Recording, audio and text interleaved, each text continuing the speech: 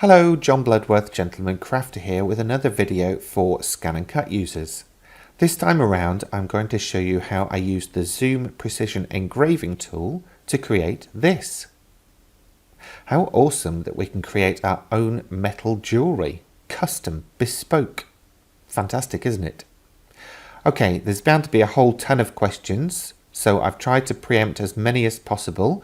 With this little slide of the machine, the software and various other bits that I've used, and obviously with my explanations of the process throughout this video. Of course, if you have any questions, please feel free to leave them below the video on YouTube or in the comment section of my blog. I think it's probably easier if I just dive in and get cracking, and then you'll see how this comes together.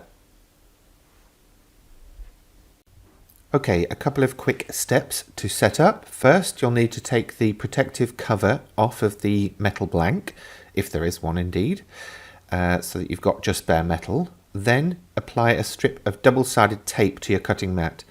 The standard cutting mat just isn't sticky enough to hold this in place, unfortunately. If you've retacked with your own adhesive, try it out for yourself. But basically I would recommend Gorilla Tape because, as you can see, I've got a couple of pieces there that I tried with a cheapo tape, and it basically stuck to the mat and to the metal blank. So just test it in an inconspicuous space that you often don't use on the mat. Then position the blank on the tape and press it down, and you would load your mat as normal into the machine. Then grab your zoom tool, undo the blade carriage thing, put in the fine tip, that's the very pointy one, which is sharp, so do watch your fingers, and then make sure it's all the way in and screw that closed. You'll then replace your blade holder with the zoom tool itself, no additional holders needed, and then lock it in place. Then go into your scan menu on your Scan and Cut and choose Direct Cut, and preferably use Canvas Workspace to do this. Press Start. Make sure the lever on the side of the machine is at position 2, that's the position at the top, and then press Start. That's then going to scan a photograph of your mat and send it over to Canvas Workspace. When it's finished, tap OK, and then go all the way back to the home screen. We don't want to use any of the other process of direct cut for this. When we get over to Canvas Workspace, we need to import what we've just scanned. So I go to the File menu, Import from your cutting machine, and then Scanned Image. That will then place the image of the scanned cutting mat on your workspace. And the first thing that you want to do is go over to the Layers tab and lock that layer. We want to lock it in place. We don't want it to move. Next, it's a good idea to zoom in a little bit so that we can see what we're doing. Now, you can use pretty much any design. I prefer to use single stroke designs. That's basically shapes that are not closed. So things like drawing lines or designs that aren't a closed shape, like a square or a circle. But you can use those, and I will be. Now, for this particular example, I'm going to be using a pattern from the line embossing set, and these are released, or these patterns are added to Canvas Workspace with the activation of the line embossing kit. But again, as I say, you can use any. So I'm just going to drag that onto the cutting mat. Obviously a little bit too big, so just drag one of the corners and resize it so that it fits. And then I'll drag it off to one side. Now I want to ungroup these, so I'm going to use the keyboard shortcut Control Shift and G. That will ungroup all of those. And I'm going to zoom in to the selected objects so I can see better. Now I want to select one of those spiral groups, so I drag a selection box over those and group it with Control G, then copy and paste it with Control C and Control V. Now I'll just use the hand tool to move over a little bit. Then back to the selection tool, and I'm going to move that so that it basically repeats the pattern a little bit more. If I zoom out now,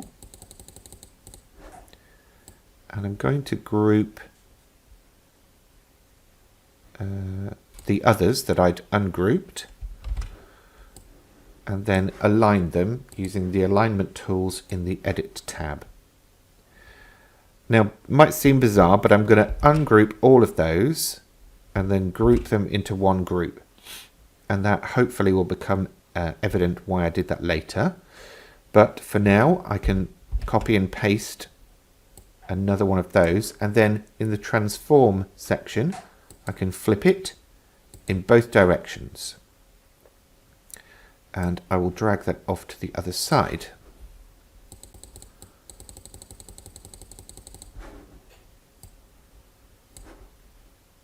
So we have the majority of the design already set up here.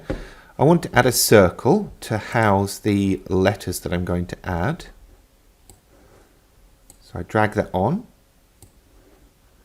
resize it.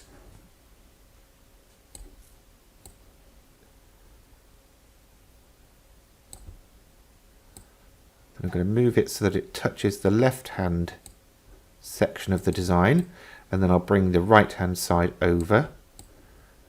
Then I will select all three, align them along the middle horizontally, and then use the Distribute Objects option to make sure that they're evenly spaced out.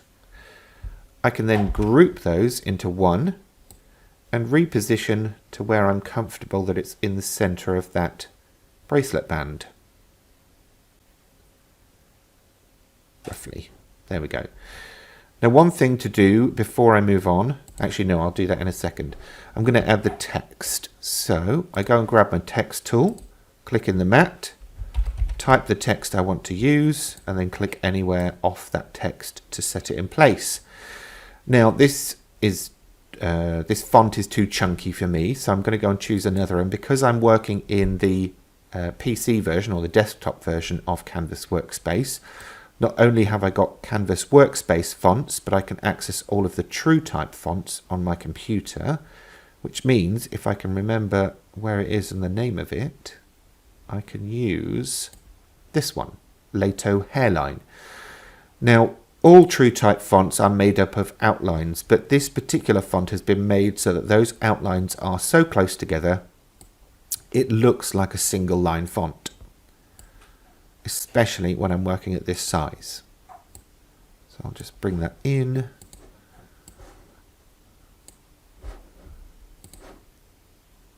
And then I will select the group and the text and align them middle and horizontal, and just double check that it hasn't moved me out too much. I think we're going to be fine. Now, I mentioned something that I need to do before I transfer this back to the machine, and that is to make sure that all of those lines are set to draw. Now, I've got a couple here that are set to cut. I could go through and individually change them with the little drop-down menus on the right. However, because I've got everything selected here, I can go over to the Operation drop-down, top left, and just choose Draw. And that's now changed them all to be draw lines, which is what I want.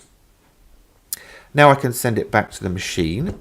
So I'm going to go to the File menu, Export Transfer FCM. We get this. Oh, actually, hang on. No, that's fine. We get this warning message to say that the lock-unlock data will be invalid when editing on the machine. But basically what this means is it's not going to transfer the image back because it's locked. So I click OK, and then I can choose which method I'm using. Because I've got the Wi-Fi set up, I click on that, and then click OK. That's now gone back to my machine. So I will get back over there and show you the next steps. Back over at your machine, tap on Retrieve Data and then Canvas Workspace, and that will load in your design where you positioned it. Tap OK, and then from the output menu choose draw, because we set it up to draw. Then in the settings, drop it down to, and in this case I'm using -8 because I'm using a 1.5mm blank. There are 0.7mm blanks which require different settings. I've got a whole sheet which I can suggest to you in a moment. Then press start, tap OK when it says attached appropriate holder, and then click start again.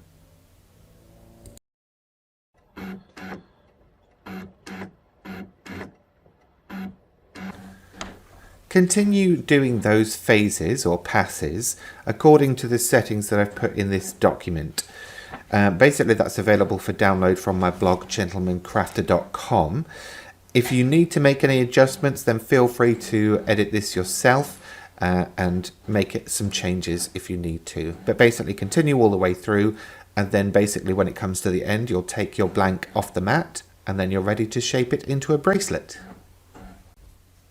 When you've got everything set up, basically it should look something like this, a flat blank with the engraving on.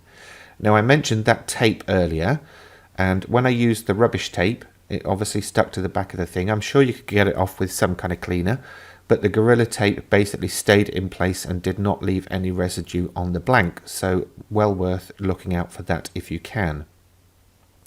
Alternatively, just try whatever you've got in your craft room.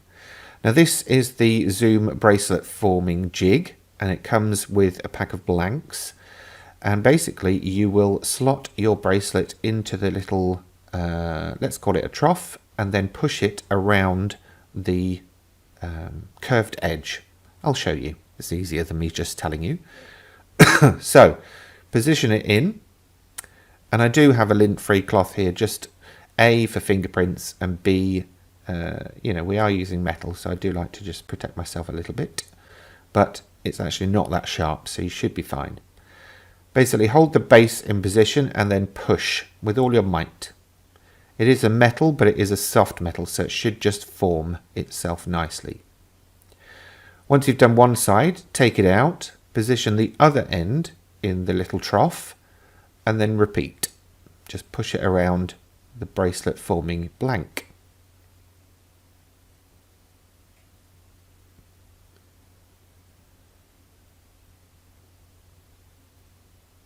When it's out, just give it a little push in from both sides, just to finish off that curve.